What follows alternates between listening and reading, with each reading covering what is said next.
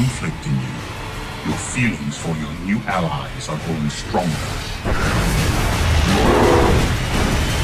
Do not forget that you still serve me. I guess you're finally finished with The Force Unleashed. That is true.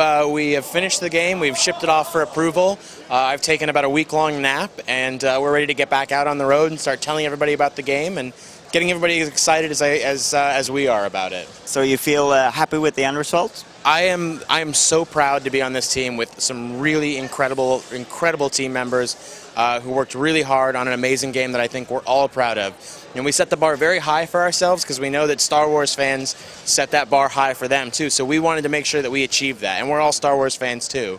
So I definitely feel like we achieved what we aimed to do. The biggest difficulty was getting a lot of our brand new technologies into the game. We have two very, very processor-intensive simulation technologies called Digital Molecular Matter, which is developed by our partners at Pixelux, and which is brand new for The Force Unleashed, and Euphoria by our partners at Natural Motion.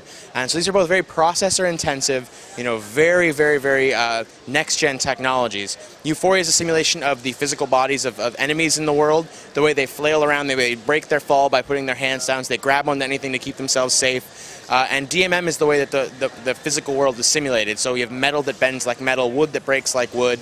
And these technologies are so math intensive, and they have to share so much data back and forth. It was very difficult to get that, and on top of that, to use Havoc physics to simulate the world around it. So getting these three technologies playing hand in hand and sharing all the information they needed in between each other was very, very difficult, but in the end result was worth every minute of it.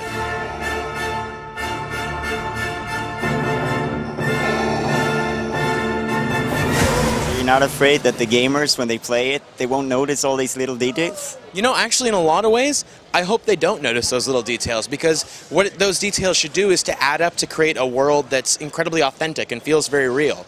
So I think probably the best reaction is for people not actually to notice, oh, that was DMM or that was Euphoria, but just to feel like they're in an authentic Star Wars world where everything they do has a unique reaction and every move they do is different and has a different effect in the world. So hopefully everyone's just going to notice that they're in a really cool game. So my favorite moment is when I see something I've never seen before, which happens constantly. Because these technologies are emergent and they're using simulation, it's very, very difficult to predict what's going to happen. And sometimes I'll see things I've never seen before, even 2 years on the project. Beyond that, my favorite moment in the game is some of the really incredible moments in the story.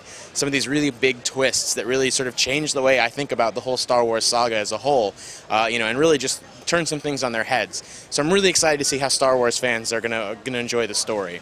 I'm a Star Wars fan, and I'm getting a little bit worried about that. No, you shouldn't be worried. It's an awesome, awesome story. It stands up there with the best of the Star Wars stories, and it really is a new chapter in the Star Wars saga. It fills the gap in between episodes 3 and 4, and informs a whole lot about that transition in the galaxy from one trilogy to the next. The Star Wars universe is absolutely chock full of great characters. So The Secret Apprentice was this idea that we had that Darth Vader is training this guy in secret to help him take out the Emperor, and he's going to go from being very much, a slave to Darth Vader, someone who does Darth Vader's every bidding, to sort of discovering a little bit more about himself and that, going through a bit of shades of gray and not just being this evil character. And then on top of that, there's all these brand new characters as well as characters from the original, from the Star Wars films. So you're going to see Darth Vader and the Emperor, of course, playing a huge role, but even some characters like Princess Leia are going to come back and be a part of the story as well.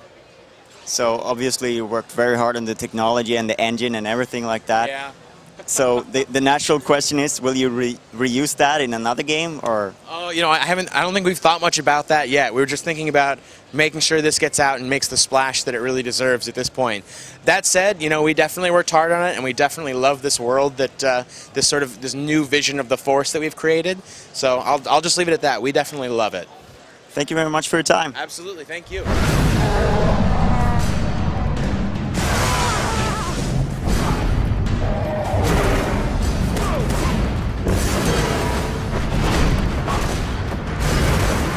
Vader thinks he's turned you, but I can sense your future. And Vader won't always be your master.